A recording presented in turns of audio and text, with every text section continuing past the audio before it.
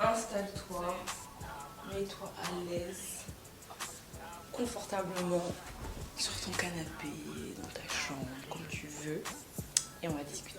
Aujourd'hui, on se retrouve pour une vidéo Vision Board 2024. C'est un peu tardif peut-être comme vidéo au vu du thème, mais j'ai l'année dernière ressenti un peu la pression de tout le monde fait son vision board, tout le monde est là, résolution ici, par là, et ça m'a rendue anxieuse. Genre, l'année avait à peine commencé que j'étais en mode bon, il faut que moi aussi je sois une meilleure version de moi-même, que je m'améliore sur tout plein de sujets, et j'étais pas dans cette effervescence. C'est pour ça que j'ai décidé de prendre un mois de janvier plutôt calme. Je dis, je vais prendre mon temps et on va commencer le vision board en février. Sachant que j'ai déjà commencé à prendre de bonnes habitudes pendant le mois de janvier, mais c'est... Enfin, dites-vous que c'est impossible, enfin, ou très difficile, du jour au lendemain, de cocher toutes les cases ou toutes les lignes que vous avez écrites du jour au lendemain. Enfin, en soi, du 31 décembre au 1er janvier, il y a une nuit. Je sais pas comment vous faites, mais en une nuit, je sais pas... Enfin, des fois on arrive à tenir toutes ces choses-là, mais sur la durée, est-ce que c'est vrai? Est-ce que c'est le cas? Donc vaut mieux prendre son temps et être progressif dans l'évolution de ce que l'on veut accomplir, faire pendant cette année, que se mettre la pression et au bout de quelques semaines craquer parce que c'est trop en fait, c'est trop. J'ai pris le temps d'aller sur Pinterest. Instagram aussi c'est bien, mais je sais pas, Pinterest c'est plus calme, je sais pas, tu te balades tranquillement, tu vois pas forcément des vidéos, c'est pas overstimulating like Instagram où t'as plein de vidéos, t'as plein de musique, ça va dans tous les sens. Que Pinterest c'est plutôt une activité détente je trouve. Beaucoup je fais des tableaux, je mettrai en vrai non vraiment c'est pas si ouf que ça. Quand il sera intéressant, je vous le mettrai. Je mettrai le lien de mon Pinterest. Mais donc j'ai pris mon petit téléphone. Attendez, je prends mon téléphone. J'ai rassemblé toutes les images, toutes les idées qui inspiraient mon ami, qui inspirent l'année que je veux mener en 2024. Et ce que je donnerais comme conseil, c'est se donner un mot qui doit régir toute l'année, toute ton année, et pas forcément se donner des résolutions parce que voilà, c'est des fois un peu trop strict, mais plutôt de se donner une marge de progression. Mon mot pour cette année, c'est discipline. Discipline. Et j'ai envie de l'appliquer à tous les domaines de ma vie. Donc qu'il s'agisse de ma foi, qu'il s'agisse de mes études, de l'apprentissage en général, parce que cette année j'ai envie d'apprendre, mais ça ne s'arrête pas à mon domaine d'études dans lequel voilà, j'étudie parce que c'est très restreint. Mais j'ai envie d'élargir à toutes les choses toutes les sphères dans lesquelles je souhaite apprendre. Aussi la discipline quant à ma manière de me nourrir, de m'alimenter, de faire mes courses, voilà, d'être plus disciplinée dans ce que je mets à l'intérieur de mon corps. Disciplinée aussi dans la manière de prendre soin de moi-même. Et je pense que c'est déjà 4 bonnes sphères. Donc on va les détailler une par une. On va parler, c'est le self-care et dont la manière dont j'ai envie de prendre soin de moi-même cette année. Et j'ai une image, je sais pas pourquoi je l'ai enregistrée, mais je l'ai trouvée super belle et intéressante. Dans le sens où voilà, on voit cette femme, enfin pour moi c'est une femme, hein. J'espère que c'est une femme, sorry. Mais nue et vraiment, on pourrait croire renfermée sur soi-même, mais c'est plus, voilà, elle se recentre sur soi-même. Et c'est un élément que j'ai envie d'appliquer au quotidien, de ne pas attendre le moment de saturation pour me recentrer sur moi-même et me dire ok Denise, t'as besoin de quoi actuellement, et de le faire. Non, c'est d'être quotidiennement ou plus régulièrement faire attention à mes besoins pour pouvoir, pardon, je regarde souvent le retour, c'est la nouvelle caméra, pardon, c'est la nouvelle caméra, Franchement, mettez un like, un j'aime, un pouce bleu si vous voyez la différence de qualité. Faut le souligner. Je reviens sur le vision board et la façon de prendre soin de moi-même. C'est donc d'être plus, pas centré sur moi-même dans le sens égocentrique, mais d'être plus à l'écoute de mon corps, de mes besoins, de ma fatigue, de tout ça. Donc c'est pour ça que j'ai mis cette image. J'ai mis quoi d'autre? Ah oui, j'ai mis des cheveux, bien sûr. Parce que cette année, j'ai l'impression que ça fait, je vais dire, objectivement, j'ai l'impression que ça fait 5 ans. Mes cheveux, ils sont à cette longueur. C'est pas normal. Mes cheveux, ils poussent. Donc, je devrais voir la différence. Donc, cette année, j'ai envie de me faire un petit challenge. Un petit challenge de pousse de cheveux. Tout en les maintenant en bonne santé. Mais voilà, c'est quoi le challenge? Un Rapunzel challenge, enfin le challenge un peu de challenge réponse la princesse, parce que c'est pas possible. J'aime bien mes cheveux et tout, nice. Là en plus, ce que j'ai remarqué, c'est que en coupant plus souvent mes pointes, eh bien je les trouve en meilleure santé. Enfin, je sais pas comment dire, enfin mon afro a une meilleure allure. Le but c'est pas d'avoir un tableau surchargé et avec beaucoup trop d'infos. Moi, je conçois mon vision board de cette manière-là. Après, il y a des personnes qui aiment que pour chaque élément soit très précis, de mettre une image pour chaque élément, où vous pouvez agrémenter de mots en fait. Mélanger des mots, des phrases et des images, uniquement le faire à l'écrit. C'est vraiment propre à chacun. Mais donc, moi pour la partie self-care, il y aura ces deux éléments-là. Donc, vraiment d'être à l'écoute de mon corps, de mes envies. Et la partie capillaire qui est vraiment très spécifique. Et peut-être que on aura l'occasion d'échanger ensemble à ce sujet-là. Je ferai peut-être des vidéos de ce que je mets en place, de ce que j'ai mis en place pour favoriser la pousse de mes cheveux.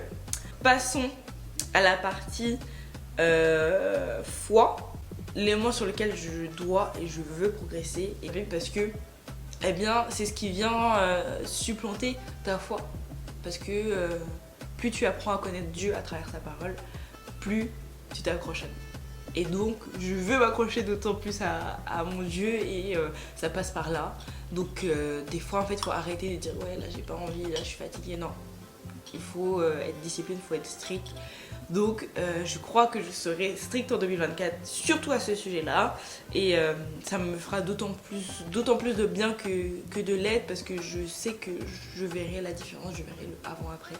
Donc c'est pour ça que j'ai mis cette photo où on voit des bibles et une personne sûrement qui étudie, qui médite sur elle. Donc si vous choisissez un mot, je vous conseille de choisir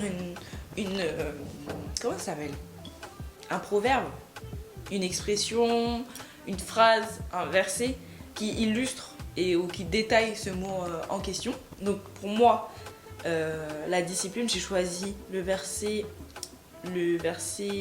dans Hébreux 12, verset 11, qui dit For the moment, all discipline seems painful rather than pleasant, but later it yields the peaceful fruits of righteousness through those who have been trained by it. En fonction des versions de la Bible et en version aussi de la langue, ça s'accorde, ça s'ajuste plus précisément à ta situation. C'est pour ça que je t'encourage à avoir différentes versions de la Bible, différentes langues si tu parles plusieurs langues, et tu trouveras ce dont tu as besoin. Troisième volet, qui est celui de l'apprentissage en général. Je suis en M1, donc il me reste, on est à la moitié de l'année, donc il me reste 1 an et demi d'études.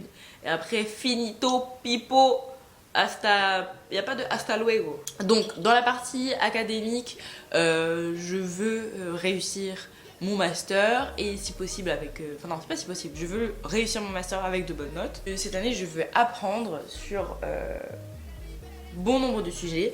Le premier, je veux apprendre une nouvelle langue. Le lingala, pour diverses raisons, mais je veux apprendre le lingala. Parce que je suis angolaise, pour ceux qui ne savent toujours pas, je parle portugais. Je ne parle pas lingala parce que du coup dans ma famille il n'y a pas On n'a pas de racines congolaises. Enfin, en soi, on était tous dans le même royaume Congo avant. Mais du côté de mon père, on parle Kimbundu. Et je ne sais pas parler Kimbundu. Les seuls qui savent parler Kimbundu, c'est mes grands-parents. Je souhaiterais apprendre le lingala. Et vu que je suis entourée de beaucoup de Congolais ou de Congolais angolais, ce sera facilité par ça. Mais au quotidien, je veux me faire des petites fiches, apprendre certains vocabulaires parce que le seul moyen, et qui est un bon moyen en soi, par lequel j'apprends actuellement, enfin que j'assimile certains mots et que je m'habitue à la prononciation, que mon oreille s'habitue au lingala, c'est par les louanges. Mais du coup, là j'ai envie d'être plus scolaire et donc d'apprendre le lingala. Deuxième point, cette année, je veux reprendre assidûment la lecture parce que, étant petite, mais je dévorais les livres. Ma mère, elle avait l'échec culture avec son travail et elle m'achetait tout le temps des livres, mais en fait, les livres, j'ai dévoré en quelques jours. Et après, au final, j'avais eu une carte à la médiathèque pour pouvoir aller souvent prendre des livres. Et en fait, j'ai perdu cette habitude avec les études sup. Les études sup, ça m'a vraiment coupé dans un premier temps, vu que je suis allée en PACES, ça m'a coupé de tout. Tout simplement, ça m'a coupé de tout. Mais là, franchement, j'ai vraiment envie de reprendre la lecture parce que c'est vraiment quelque chose que j'apprécie, mais dont je prends pas le temps de faire. Et si vous souhaitez aussi reprendre quelque chose, mais vous savez que vous pouvez facilement lâcher ou ne pas être assez assidu, avoir un partenaire de redevabilité, c'est cool dans le sens où vous savez que vous devez rendre compte à quelqu'un et donc ça vous pousse à vous maintenir dans votre rythme. Donc avec une amie qui elle aussi a envie de lire davantage cette année, on s'est dit que chaque mois on doit lire un livre et faire un débriefing de la lecture du mois. Donc, pour pouvoir s'améliorer dans un domaine, il faut le comprendre, il faut apprendre dessus. Donc pour pouvoir s'améliorer, il faut le comprendre et donc pour le comprendre, il faut le connaître et pour connaître, il faut apprendre.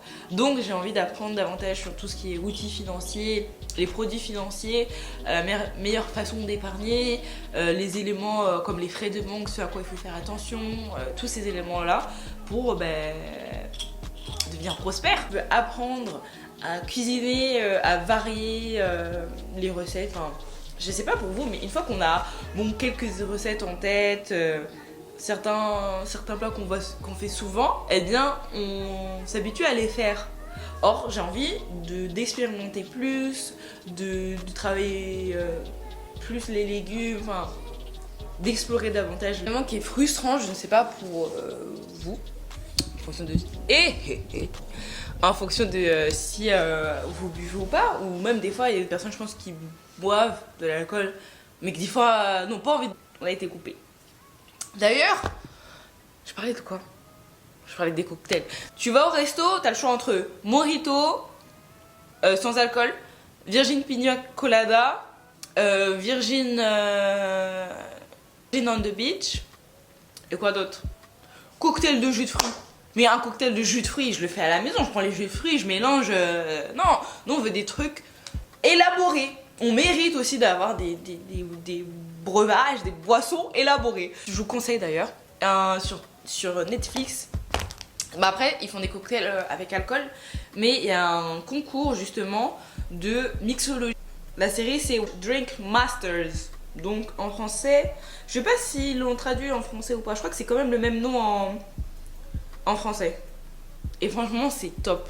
Franchement j'ai beaucoup aimé. Et il y a un compte sur TikTok d'une femme, bon c'est le seul compte que je connais, je pense qu'il doit en avoir plus, qui elle était alcoolique je crois, et qui maintenant s'entraîne, enfin se forme, se pousse à créer des cocktails sans alcool et qui soient bons, intéressants visuellement. Olivia Noceda.